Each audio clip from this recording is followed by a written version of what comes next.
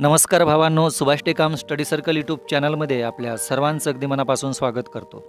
भावांनो, पेसा ग्रामपंचायतीचा सरपंच किंवा उपसरपंच यांच्यावर अविश्वासाचा प्रस्ताव कशा पद्धतीने पारित केला जातो, त्याच्या तरतुदी काय ते आपण सविस्तर माहिती पाहणार आहोत। तर भावांनो, त्याच्यासाठी व्हिडिओ शेवटपर्यंत पहा, कारण व्हिडिओ शेवटपर्यंत पाहिल्याशिवाय आपल्याला त्या तरतुदी लक्षात येणार नाही, समजून येणार नाही।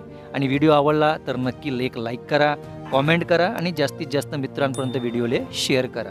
आणि या यूट्यूब चॅनलमध्ये आपण जर नवीन असाल तर चॅनलला पण सबस्क्राईब करा, ठीक आहे।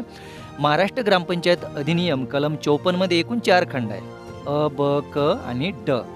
तर कलम 54 मधला जे पहिलं खंड आहे त्याच्यामध्ये ग्रामसभेचे अधिकार आणि कर्तव्याबद्दल तरतूद आहे, आणि ब मध्ये पंचायतीचे अधिकार आणि कर्तव्याबद्दल तरतूद आहे, आणि क मध्ये ग्रामसभेच्या सभांविषयी तरतूद आहे, आणि ड मध्ये अविश्वासाचा प्रस्ताव याच्याबद्दल तरतूद आहे। तर आपण ग्रामपंचायत अधिनियम कलम 54 खंड ड अविश्वासाचा प्रस्ताव याच्याबद्दल आपण सविस्तर माहिती पाहणार आहोत। तर भावांनो, कलम 54 पोट कलम 1 नुसार ग्रामसभेत ग्रामसभा बहुमताने जे ठराव पास करते, सूचना देते, मात्र ते ठराव व सूचना अंमलात आणताना सरपंच किंवा उपसरपंचाकडून कोणती बेपर्वाई झाली किंवा कसूर झाली असं जर ग्रामसभेला वाटलं तर ग्रामसभा 3/4 बहुमताने त्या अर्थाचा ठराव करून पास केला तर सरपंच किंवा उपसरपंच म्हणून पदावर असणे चालू राहण्यास किंवा पंचायत सदस्यत्वाच्या उर्वरित पदाच्या काळासाठी सरपंच किंवा उपसरपंच म्हणून निवडला जाण्यास अपात्र असेल।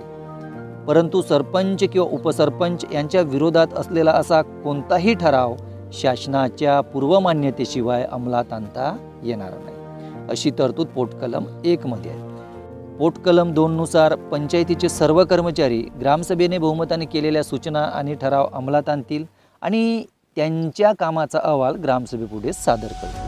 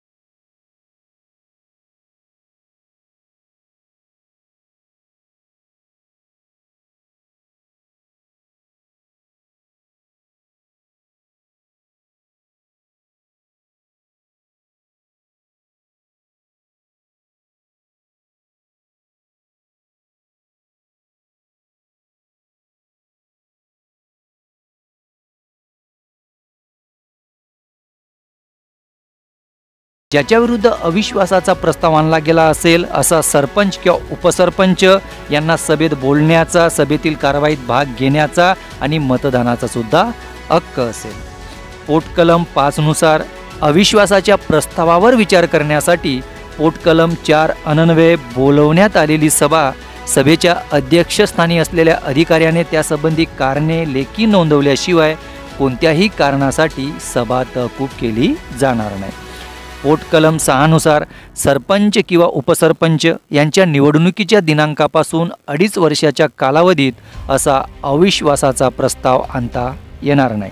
म्हणजे पेसा ग्रामपंचायतीचा सरपंच किंवा उपसरपंचावर त्यांचं 2.5 वर्षाचा कालावधी पूर्ण होईपर्यंत असल्या कोणत्याही प्रकारचा अविश्वासाचा प्रस्ताव आणता येणार नाही।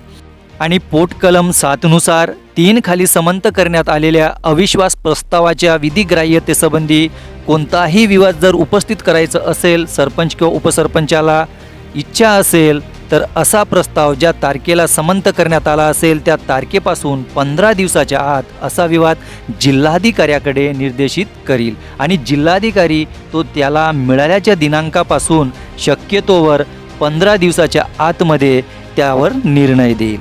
आणि मग जिल्हाधिकाऱ्याच्या निर्णयामुळे व्यतीत झालेल्या कोणत्याही व्यक्तीस म्हणजे जिल्हाधिकाऱ्यांनी दिलेला निर्णय हे योग्य नाही किंवा कायद्याच्या विरुद्ध आहे असं जर त्या व्यक्तीस वाटलं तर मग अशा कोणत्याही व्यक्तीस आयुक्ताकडे अपील करता येईल आणि आयुक्त शक्यतोवर असे अपील त्यास मिळाल्याच्या तारखेपासून 15 दिवसांच्या आत त्याचा निर्णय देईल। असा कोणताही निर्णय पोट कलम 8 खाली दुसऱ्या अपीलाच्या अधीनतेने अंतिम असेल।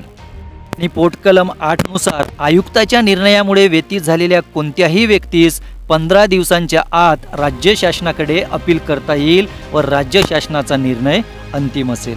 म्हणजे सरपंच किंवा उपसरपंच यांना जर वाटलं की आयुक्तांचा निर्णय हे चुकीचा आहे किंवा योग्य नाही तर अशा वेळी 15 दिवसांच्या आत राज्य शासनाकडे अपील करता येईल व राज्य शासनाचा निर्णय अंतिम असेल। आणि पोट कलम 9 नुसार पोट कलम 3 अन्वये सरपंच किंवा उपसरपंच यांची पदे रिक्त झाल्यास त्या बाबतीत असे पद रिक्त झाल्याच्या दिनांकापासून 15 दिवसाच्या आत सरपंच किंवा उपसरपंच यांच्या पोट निवडणुकीद्वारे ते भरले जाईल। आणि ते पद रिक्त झाले नसते तर ज्या व्यक्तीच्या जागी त्याला निवडून देण्यात आले असेल त्या व्यक्तीने ते पद जेवढ्या कालावधीकरता धारण केले असते तेवढ्याच कालावधीकरता सरपंच किंवा उपसरपंच म्हणून तो ते पद धारण करील। म्हणजे एखाद्या सरपंचावर अविश्वासाचा प्रस्ताव आणला गेला असेल आणि त्याचं पद रिक्त झालं असेल आणि त्याचं कारकीर्द मग जेवढं शिल्लक होतं त्याचा जो कालावधी शिल्लक होता आणि तेवढ्याच कालावधीसाठी नवीन सरपंचाचं पण हे पद असेल। आणि पोट कलम 10 नुसार सदस्य तो ज्या निवडणूक वार्डातून निवडून आला असेल अशा वार्डातील 50% कमी नसेल इतक्या मतदारांनी गुप्त मतदान पत्रिकेद्वारे अविश्वासाचा प्रस्ताव संमत केल्यास अनुसूचित क्षेत्रातील पंचायतीचा सदस्य असण्याचे बंद होईल पोट कलम 10 नुसार। परंतु पोट कलमे 3 ते 9 यांच्या तरतुदी योग्य त्या फेरफारांसह अशा अविश्वास प्रस्तावाला लागू होतील। तर भावांनो अशा पद्धतीने सरपंच उपसरपंच ग्रामपंचायत सदस्यांवर अविश्वासाचा प्रस्ताव आणता येतो। तर अशा या तरतुदी आहे नक्कीच आपल्या लक्षात आले असेल। भावांनो व्हिडिओ आवडला असेल तर लाईक करा, जास्तीत जास्त मित्रांपर्यंत व्हिडिओला शेअर करा, कॉमेंट करून सांगा व्हिडिओ कसा वाटला आणि चॅनलमध्ये नवीन असाल तर चॅनलला नक्कीच सबस्क्राईब करा।